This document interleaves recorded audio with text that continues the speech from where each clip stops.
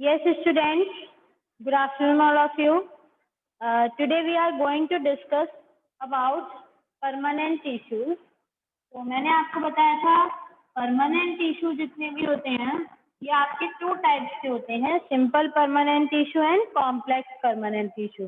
जिसमें से simple permanent tissue के बारे में अभी बात करेंगे। कॉम्प्लेक्स परमानेंट टिश्यू में दो टाइप्स हैं। परमानेंट टिश्यू के two type, simple and complex. And complex tissue, simple permanent tissue क्या होते हैं जिनमें ग्रुप ऑफ सेल जो होता है यानी टिश्यूज जो होते हैं वो सिमिलर टाइप की सेल्स से मिलकर बने हुए होते हैं और उन सभी सेल्स का जो फंक्शन होता है वो कॉमन होता है, फंक्शन और origin.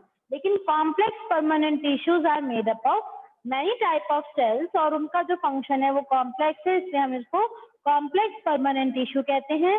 Every group of cell वो अपना अलग इंडिविजुअल फंक्शन परफॉर्म करता है, ठीक है। तो इसीलिए जो कॉम्प्लेक्स परमानेंट टिश्यू होते हैं इनके फर्दर सब टाइप्स भी बन जाते हैं, जिसमें से कल हमने जाइलम के बारे में बात की थी। कॉम्प्लेक्स के टू टाइप्स में से एक होता है जाइलम और एक होता है फ्लोएम, ठीक। तो जाइलम वाटर और मिनरल ट्रांसपोर्ट के लिए रिस्पॉन्सिबल होता है and phloem is responsible for transportation of food. The movement of xylem is unidirectional because water moves from root towards leaves and other parts of the plant. ठीक, but the movement of phloem is bidirectional because food is prepared in the leaves, in the stomata of the leaves, with the help of chloroplast and with the help of sunlight, and the food then transported from leaves towards another leaves, towards flowers, towards another part of the plant and towards roots also. तो इसलिए जो phloem का movement होता है वो बाइडायरेक्शनल होता है। तो फ्लोएम का जो मूवमेंट है वो बाइडायरेक्शनल है और ये फूड ट्रांसपोर्ट कराएगा। और फ्लोएम के हम एलिमेंट्स की बात करते हैं तो फ्लोएम है 4 टाइप ऑफ एलिमेंट्स। फ्लोएम के भी 4 एलिमेंट्स है जैसे कि जाइलम के 4 एलिमेंट्स थे। तो फ्लोएम के 4 एलिमेंट्स में फर्स्ट आता है sieve tube, second one is companion cell, third one is phloem parenchyma and fourth one is phloem fibers. ठीक, first of all we will discuss about the sieve tube. तो sieve tube नाम से ही समझ में आ रहा है ये कैसा है, ट्यूब लाइक स्ट्रक्चर होगी इसके अंदर और इसका अरेंजमेंट लॉन्गिट्यूडनल अरेंज रहेगा और ये अपने आप को सेपरेट रखते हैं। सारी ट्यूब जितनी भी होती हैं ये अपने आप को सेपरेट रखती हैं और इनके अंदर परफोरेशंस, छेद होते हैं बड़े बड़े। तो उन परफोरेशंस की हेल्प से जितने भी सीव ट्यूब एलिमेंट्स हैं वो एक दूसरे के साथ अरेंज रहेंगे, वो परफोरेशंस के थ्रू अटैच्ड रहेंगे और एक परफोरेशन से दूसरी में अटैच होकर और वो पूरा ट्रांसमिशन फूड ट्रांसपोर्ट कराने में हेल्प कराएंगे, रिस्पॉन्सिबल होंगे, ठीक है। और सीव ट्यूब्स जो होती हैं इनके पास न्यूक्लियस होता है और न्यूक्लियस ही रिस्पॉन्सिबल होता है इनके पूरे फंक्शन के लिए, ट्रांसपोर्टेशन के लिए, फूड के लिए। जैसे कि हम जानते हैं न्यूक्लियस क्या होता है, कंट्रोल सेंटर ऑफ सेल, जो पूरा सेल की फंक्शनिंग को कंट्रोल करता है वो न्यूक्लियस होता है। जैसे ह्यूमंस में ब्रेन होता है, एनिमल्स में ब्रेन होता है, इनके पास न्यूक्लियस होता है। तो न्यूक्लियस इसकी पूरी बॉडी के फंक्शन को, पूरे सीव ट्यूब के एलिमेंट्स के फंक्शन को कंट्रोल करेगा और फूड ट्रांसपोर्टेशन में हेल्प करेंगे। और सीव ट्यूब के पास पिट भी होते हैं, गड्ढे जैसी स्ट्रक्चर होती हैं, पिट जो होते हैं वो भी आपस में अरेंज रहते हैं। और सीव ट्यूब बहुत ज्यादा सिमिलर होती हैं कंपेनियन सेल की। कंपेनियन सेल और सीव ट्यूब दोनों ही पैरेन्काइमेटस सेल्स की बनी हुई होती हैं। पैरेन्काइमा सेल्स जो होती हैं उनके अंदर क्या होता है, इंटरसेलुलर स्पेस ज्यादा होता है, दोनों सेल्स के बीच में स्पेस ज्यादा होता है, लूजली पैक्ड होती हैं।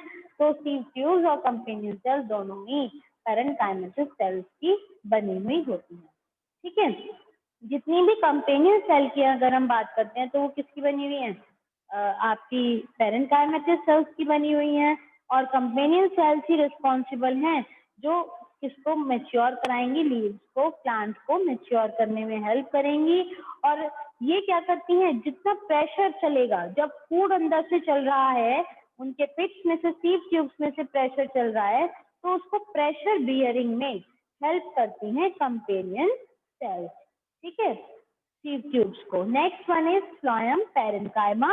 तो जो फ्लोएम पैरेन्काइमा होती हैं, ये अपने अंदर बहुत सारे प्लांट के पास जो प्लांट सीक्रेशंस हैं उनको स्टोर करती हैं, जैसे रेजिन है, लेटेक्स है या म्यूसिलेज है, जो मतलब चिपचिपा सब्सटेंस होता है कुछ प्लांट्स के अंदर स्टिकी, जिससे रेजिन या गम बनती है, फेविकॉल वगैरह बनती है।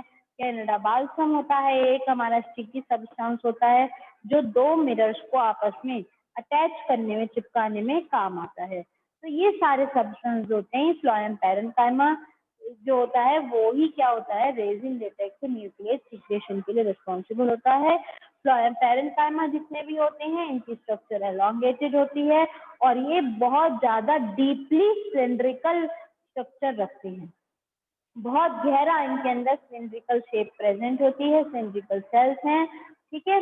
और इनका साइटोप्लाज्म बहुत ही डेंस है, डेंस साइटोप्लाज्म होने की वजह से इनके पास बहुत सारे न्यूक्लियस प्रेजेंट हैं और इनकी जो सेल वॉल है वो सेल्यूलोज की बनी हुई होती है फ्लोएम पैरेन्काइमा की। तो जो यहाँ सेल्यूलोज की सेल वॉल है वहाँ पे भी पिट्स प्रेजेंट हैं और इसकी जो सेल वॉल्स होती हैं वो एक सेल वॉल दूसरी से जो कनेक्शन बनाती हैं तो वो उस रीजन को प्लाज्मोडेस्माटा के नाम से जाना जाता है।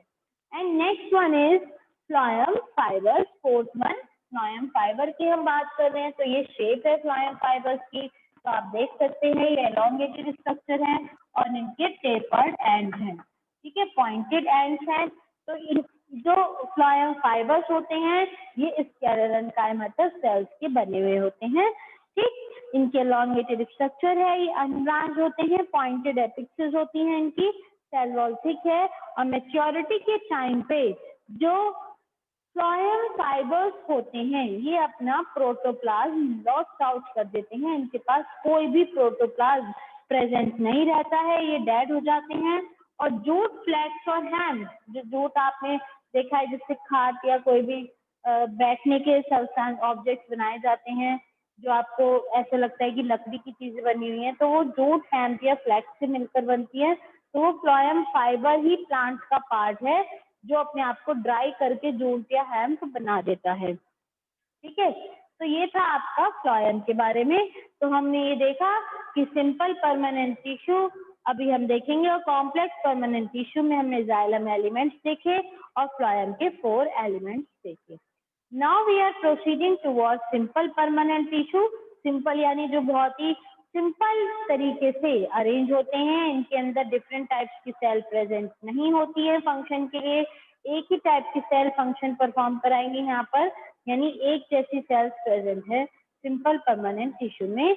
तो simple permanent tissue is further divided into 3 parts, that is parenchyma, collenchyma and sclerenchyma.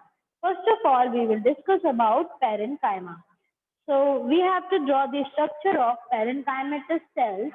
तो हम पैरेन्काइमा की अगर बात करते हैं तो यहाँ पर जो स्ट्रक्चर है वो बहुत ही लूजली पैक्ड स्ट्रक्चर मिलेगी आपको पैरेन्काइमा के अंदर, न्यूक्लियस सभी के अंदर मिलेगा और ये लूजली पैक्ड होती हैं आपस में, ठीक है। और यहाँ हम देखेंगे जो डायमेंशंस होती हैं वो कॉर्नर्स पे लगभग एक जैसी होती है क्योंकि कुछ भी पर्टिकुलर डिफरेंशिएशन प्रेजेंट नहीं है। इनकी स्ट्रक्चर जो होती है वो कई बार स्फीयर जैसी होती है, स्फेरिकल शेप रहती है, ओवल रहती है या राउंड शेप के ही अपने आप को फॉर्म कर लेते हैं। पैरेन्काइमा की बात कर रहे हैं हम,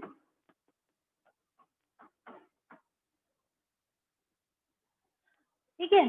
तो ये हमारे पास आ जाता है, इनकी जो सेल वॉल्स मतलब कॉर्नर्स होते हैं वो सेल्यूलोज के बने हुए होते हैं जो हमारी, और ये बहुत ही ज्यादा लूजली पैक्ड रहते हैं और इनको हम आइसो डायमेट्रिक नेचर कहते हैं क्योंकि चारों तरफ से डायमेंशन लगभग सेम रहेगी, ऐसा कुछ नहीं होगा कि किधर से भी किसी भी शेप के हो सकते हैं। तो ये थी हमारी पहला simple permanent tissue parenchyma. Next one is collenchyma. Parenchyma में ही मैं आपको एक बात बता देती हूँ, अगर लोटस की बात अगर हम करते हैं तो लोटस की जो लीव्स होती हैं वो पानी में तैरती है ना, फ्लोटिंग लीव्स होती हैं, तो वो इसलिए रिस्पॉन्सिबल है कि ऐसे पैरेन्काइमेटस टिश्यूज के बीच में एयर कैविटीज होती हैं, एयर स्पेस रिस्पॉन्सिबल है कि वो उनको तैरने में हेल्प करता है और तब उनको आप पैरेन्काइमा के नाम से जानते हैं। जब उनमें एयर स्पेस है। और अगर कुछ पेरेन्काइमेटल सेल से कलर प्रेजेंट होता है तब आप उनको क्लोरेन्काइमा के नाम से जानते हैं। फिर आते हैं हम कॉलेनकाइमा पे। Chlorenchyma and collenchyma both are different terms, so please don't get confused. So next one is collenchyma. तो कॉलेनकाइमा का क्या रोल है? ये मैकेनिकल स्ट्रेंथ देता है प्लांट को, स्टिफनेस देता है, उसको सीधे खड़े होने में हेल्प करता है। और जितनी भी जो नई नई स्टेम होती है, फ्रेश स्टेम है या पेटियोल्स हैं, उनको कॉलेनकाइमा मैकेनिकल स्ट्रेंथ प्रोवाइड करता है। इनके पास सेलुलोज और हेमीसेलुलोज या पैक्टिन की थिकनिंग इनकी सेल वॉल में प्रेजेंट होती है। ये भी इनकी जो शेप है वो होमोजीनियस है, चारों तरफ से लगभग सेम रहती है, स्फेरिकल हो सकती है, ठीक है। और इनके पास क्या होते हैं, इंटरसेलुलर स्पेस एब्सेंट होते हैं, इंटरसेलुलर स्पेस इनके पास प्रेजेंट नहीं होते। जितने भी कॉलेनकाइमा होते हैं इनके पास इंटरसेलुलर स्पेस प्रेजेंट नहीं है। और कॉलेनकाइमा में क्लोरोप्लास्ट की एग्जिस्टेंस होती है। क्लोरोप्लास्ट ये क्या होते हैं, साइट ऑफ फोटोसिंथेसिस। जितनी भी लीव्स होती हैं उनके पास क्लोरोप्लास्ट प्रेजेंट होते हैं। तो क्लोरोफिल पिगमेंट है, ये आप देख सकती हैं। यहाँ आपको मैंने क्लोरोप्लास्ट की स्ट्रक्चर दिखाई है। ये ग्रेना है, दिस इज थाइलेकॉइड, ठीक है। तो क्लोरोप्लास्ट क्या करते हैं, ग्रीन कलर प्रोवाइड करते हैं। They impart green colour to the plants and they are responsible for production of food. For the autotrophic nature of green plants chloroplast are responsible, ठीक। Third one are sclerenchyma. Sclerenchyma जितने भी होते हैं ये long होते हैं और इनके अंदर नैरो स्पेस होता है, ये बहुत ही नैरो रहते हैं। इनकी सेल वॉल लिग्निफाइड लिग्निन की बनी हुई होती है या सेलुलोज की बनी हुई होती है। और स्केलेरोज, जो ग्रीक वर्ड है स्केलेरोज, उसके नाम पे इनका नाम स्केलेरेन्काइमा पड़ा है। स्केलेरोज यानी थिकनेस या हम कह सकते हैं स्टिफनेस की वजह से ही क्या है, जो स्केलेरेन्काइमा होती है ये स्टिफनेस देती हैं, हार्डनेस देती हैं प्लांट को। और इनके अंदर जो पार्ट्स होते हैं जैसे पिट्स प्रेजेंट होते हैं स्केलेरेन्काइमा के अंदर, ठीक। नेक्स्ट है कि जो हमारे स्केलेरेन्काइमा होते हैं इसके फर्दर टू पार्ट्स होते हैं स्केलेरेन्काइमा के, जिन्हें आप कहते हैं फाइबर्स एंड स्केलेरेट्स, ठीक। फाइबर्स और स्केलेरेट्स में क्या डिफरेंस होता है, जो फाइबर्स होते हैं ये लॉन्ग सेल्स होती हैं जिनके टेपरिंग एंड्स होते हैं, लेकिन स्केलेरेट्स जो होते हैं इनकी कंपैरेटिवली शॉर्टर साइज होता है और ये बहुत ज्यादा लॉन्ग या ब्रॉड नहीं होती। जितने भी फाइबर्स होते हैं इनके पास सिंपल या ऑब्लिक पिट्स होते हैं। ऑब्लिक पिट्स का मतलब इस तरीके से होता है बनना, थोड़ी सी टेढ़े शेप में होना। ऑब्लिक पिट्स या सिंपल पिट्स प्रेजेंट होते हैं फाइबर्स के पास। लेकिन अगर हम बात करते हैं स्केलेरेट्स की तो वहाँ पे सिंपल और ट्यूबुलर पिट्स हैं और वो कई बार ब्रांच भी होते हैं। जो फाइबर्स होते हैं वो मेरिस्मेटिक सेल्स से बनते हैं और जो स्केलेरेट्स होते हैं वो पेरेन्काइमेटस सेल्स से originate होते हैं। These are the difference between fibers and scalerates.